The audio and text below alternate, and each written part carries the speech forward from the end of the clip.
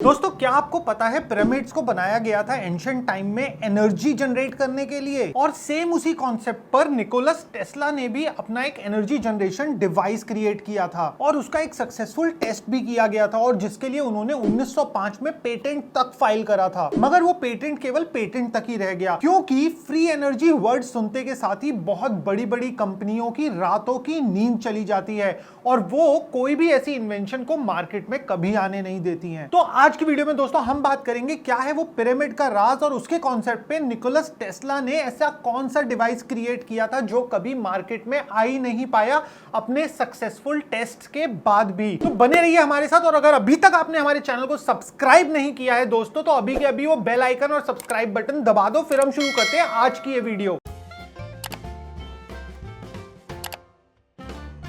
तो दोस्तों पिरामिड की कहानी तो हम सबको पता है। आज से लगभग 4500 साल पहले फोर्थ डायनेस्टी के इजिप्शियन किंग हुए किंग कुफू, जो कि एक इजिप्शियन फेरो थे। अब फेरो कौन होता है? उनका किंग और उनका रिलीजियस लीडर। उनके लिए एक टूम बनाया गया और उस टूम को हम पिरामिड के नाम से जानते हैं। और किंग कुफू की मम्मी किंग्स चैम्बर के अंदर मम्मीफाइड थी और किसी भी पिरामिड के अंदर से कोई भी मम्मी निकलने का कोई एविडेंस नहीं है। और आप इन पिरामिड्स के स्टाइल को ही देख लो। इन पिरामिड्स के अंदर पतली पतली सकरी सकरी गलियां हैं, साफ्ट हैं और छोटे छोटे चैम्बर्स हैं। ये किसी का टूम कैसे हो सकता है? और इन पिरामिड को जिस तरह से बनाया गया है और जिस मटेरियल से बनाया गया है उससे तो ये लगता है ये टूम नहीं, इनका एक और पर्पस है। मगर उससे पहले एक फन फैक्ट दोस्तों, क्या आपको पता है पिरामिड की कितनी साइड्स होती हैं? मेरे को पता है आप सब लोग बोलोगे 4 और कुछ अकलमंद लोग तो 3 भी बोलेंगे। मगर दोस्तों पिरामिड की होती है टोटल 8 साइड। पिरामिड की हर एक वॉल बीच में से दबी हुई होती है जिससे कि इसकी टोटल 8 साइड्स क्रिएट होती है। ये कभी भी हमें फ्रंट से नहीं दिखता बट अगर आप इसको गूगल अर्थ व्यू से देखोगे तो शायद आपको ये चीज दिखे। पिरामिड से रिलेटेड ही दोस्तों एक और इंटरेस्टिंग फैक्ट है, जिस किसी ने भी पिरामिड को बनाया था उसको पूरे अर्थ का डायमेंशन और साइज मालूम था। क्यों? क्योंकि आप पिरामिड की हाइट लो और उसको मल्टीप्लाई कर दो बाय 43,200 तो आपको अर्थ का पोलर रेडियस मिल जाएगा। और अगर आप इसी पिरामिड का बेस का पैरामीटर लो और उसे मल्टीप्लाई कर दो 43,200 से तो आपको अर्थ का इक्वेटर सरकमफ्रेंस मिल जाएगा। एक फिनोमिना है दोस्तों इक्विनॉक्स। इक्विनॉक्स के अंदर क्या होता है, दिन और रात दोनों बराबर के होते हैं और इसमें जो दिन के अंदर सेकंड्स होते हैं और रात के अंदर जो सेकंड्स होते हैं वो होते हैं 43,200। और इसके साथ साथ दोस्तों ऋग्वेद के अंदर भी जो टोटल सिलेबल हैं वो भी हमारे 43,200 ही हैं।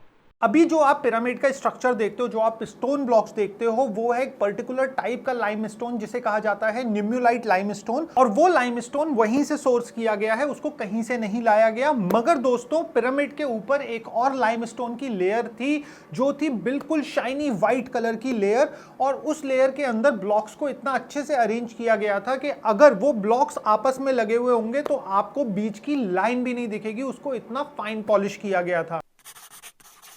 तो दोस्तों आप मेरे पीछे देख सकते हो वो तीनों पिरामिड और वो वाले पिरामिड हैं दोस्तों आज से 13,500 साल पहले। आप उनका सरफेस देखो दोस्तों कितना वाइट है और उनका टॉप देखो दोस्तों सोने का बना हुआ है। और ये वाला लाइमस्टोन लाया गया था दोस्तों ट्यूरा से और ट्यूरा उस जगह से अप्रोक्सीमेटली 800 किलोमीटर दूर है। तो यहाँ पे दो अलग अलग लाइमस्टोन यूज करने का क्या मतलब होता है? तो दोस्तों मैं आपको बताता हूँ, जो निम्युलाइट लाइमस्टोन होता है वो कंडक्टिविटी में अच्छा होता है, वो इंसुलेटिव मटेरियल नहीं होता और उसी की जगह पे ट्यूरा लाइमस्टोन में मैग्नीशियम होता है बहुत कम, जिसकी वजह से वो बहुत अच्छा इंसुलेटर का काम करता है। तो हमने दोस्तों दो लाइमस्टोन का कॉम्बिनेशन तो समझा बट अब जो तीसरा मटेरियल मैं आपको बताने वाला हूं वो आपके होश उड़ा देगा। वो है आपका रोज ग्रेनाइट। अब स्पेसिफिकली रोज ग्रेनाइट इतने हजारों किलोमीटर दूर से केवल एक पिरामिड, एक टूम बनाने के लिए क्यों लाया गया मैं आपको बताता हूं। रोज ग्रेनाइट में होता है दोस्तों सिलिकॉन डाइऑक्साइड और ऐसा वैसा रोज ग्रेनाइट नहीं दोस्तों, ऐसा जिसमें 85% तक सिलिकॉन डाइऑक्साइड हो। और सिलिकॉन डाइऑक्साइड दोस्तों वही मटेरियल है जो आपकी वॉचेस में भी यूज होता है, जीपीएस डिवाइसेस में भी यूज होता है, जिसको हम कहते हैं क्वार्ट्ज। क्वार्ट्ज एक ऐसा मटेरियल है दोस्तों जिसको आप अगर कंप्रेस करोगे, प्रेशर में रखोगे या फिर उसको मूव करोगे तो वो इलेक्ट्रिसिटी प्रोड्यूस करेगा। One end of the quartz would produce positive और दूसरा एंड प्रोड्यूस करेगा दोस्तों नेगेटिव चार्ज। अगर आपने कोई क्वार्ट्ज वाली घड़ी पहनी है और वो बंद हो गई है, आप उस जस्ट घड़ी को शेक करोगे और वो घड़ी आपकी चलना चालू कर देगी। तो पिरामिड की टनल्स, पैसेज, किंग और क्वीन चैम्बर सब के अंदर अंदर ये वाला ग्रेनाइट यूज हुआ था जिसके अंदर 85% क्वार्ट्ज था। तो अगर हम इस ग्रेफाइट मटेरियल पे किसी भी तरीके से इंटरनली प्रेशर दे पाए तो ऑफ कोर्स हम इलेक्ट्रिसिटी प्रोड्यूस कर पाएंगे, और वो भी लार्ज स्केल में। तो पिरामिड के अंदर एनर्जी प्रोड्यूस कैसे होती थी उसके लिए हम जानते हैं क्रिस्टोफर डन की थ्योरी। तो ये इलेक्ट्रिसिटी प्रोडक्शन का जो प्रोसेस स्टार्ट होता था वो होता था सबटरेनियन चैम्बर के अंदर, जिसके नीचे था दोस्तों एक वाटर सोर्स जिसको बोला जाता है एक्वाफर्स। तो जैसे ही पिरामिड के नीचे वो पानी मूव होता था तो वो पानी के मूवमेंट से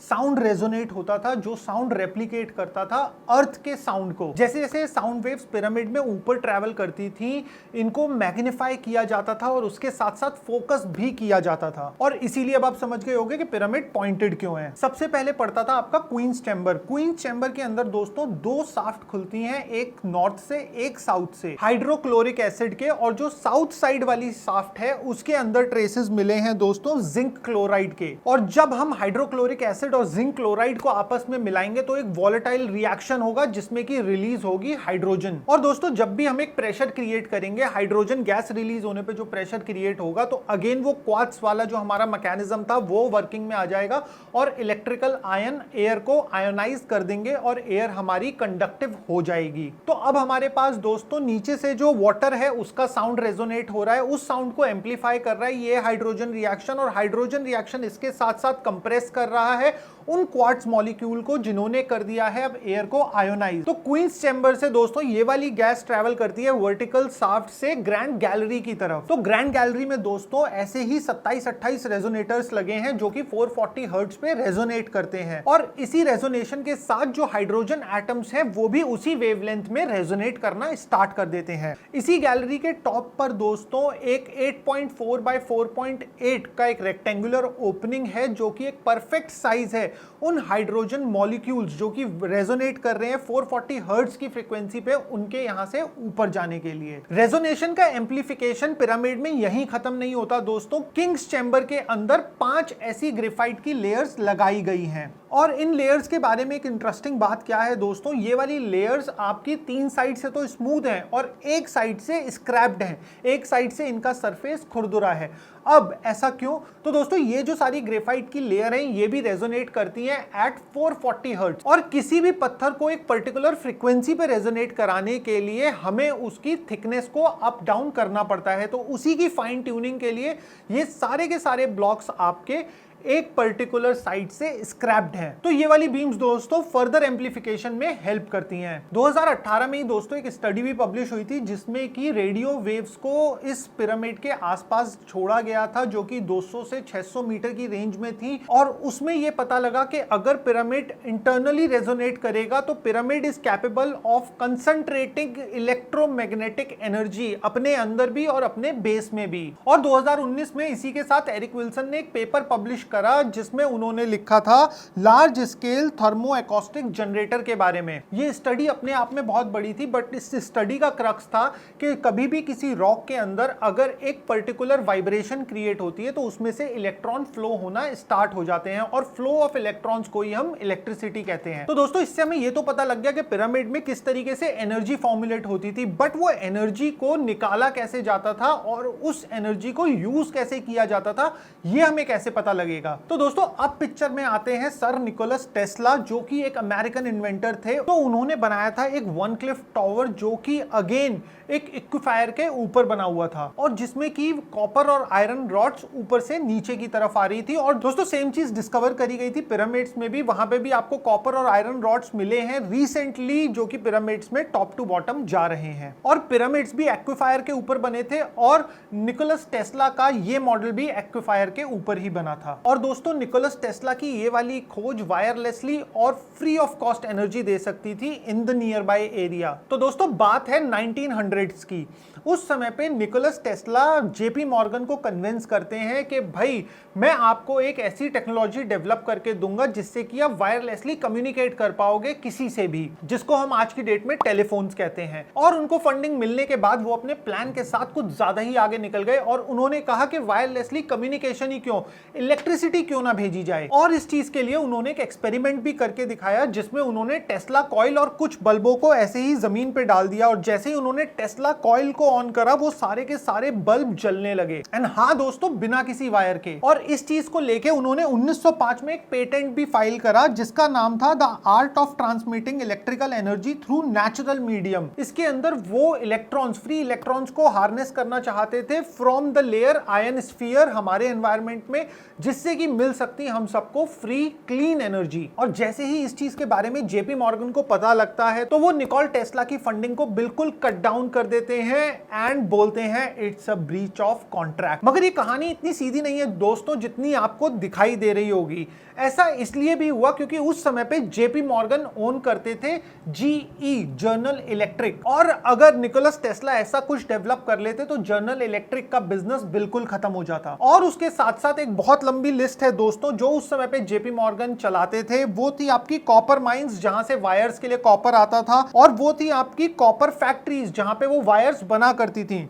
उसके साथ साथ उनके थे रबर फार्म्स जिसमें की वायर इंसुलेशन बनती थी उन फैक्ट्रीज के लिए। तो सोच के देखो दोस्तों, अगर वायरलेसली एनर्जी ट्रांसमिट हो गई तो धंधे की तो। इसके साथ साथ दोस्तों उनके पास स्टील कंपनीज, फैक्ट्रियां भी थी जो कि पावर जनरेटर्स बनाती थी। और यही नहीं दोस्तों, पावर प्रोड्यूस करने के लिए कोल माइंस भी उन्हीं के थे और उनके पास थी टिम्बर मिल्स जिससे कि इलेक्ट्रिकल पोल्स बनते थे। तो निकोलस टेस्ला का ये इन्वेंशन जेपी मॉर्गन को सड़क पे ला सकता था। टेस्ला ने यहां हार नहीं मानी दोस्तों, उन्होंने बहुत सारी जगह से और भी फंडिंग रेज करने की कोशिश करी और इसी के साथ साथ जेपी मॉर्गन को हर महीने लिखा कि हमारी फंडिंग को स्टार्ट कर दो, फंडिंग दे दो। बट जेपी मॉर्गन ने अपनी सोसाइटी में, सोसाइटी ऑफ द रिचेस में बता दिया कि टेस्ला को कोई भी फंडिंग नहीं देनी है, टेस्ला को कंप्लीटली बायकॉट करना है। एंड 1915 आते आते दोस्तों निकोलस टेस्ला इतने कर्जे में डूब गए कि जो उन्होंने इन्वेंशन स्टार्ट करी थी वार्डनक्लिफ की, वो पूरा का पूरा तोड़ दिया गया और उसको स्क्रैप में सेल ऑफ कर दिया बैंक्स ने। इसके साथ साथ दोस्तों मिस्ट्री यही खत्म नहीं होती है। निकोलस टेस्ला की जब कर्जे में मौत हुई उस समय पे भी उनके पास 80 बॉक्सेस थे डॉक्यूमेंटिंग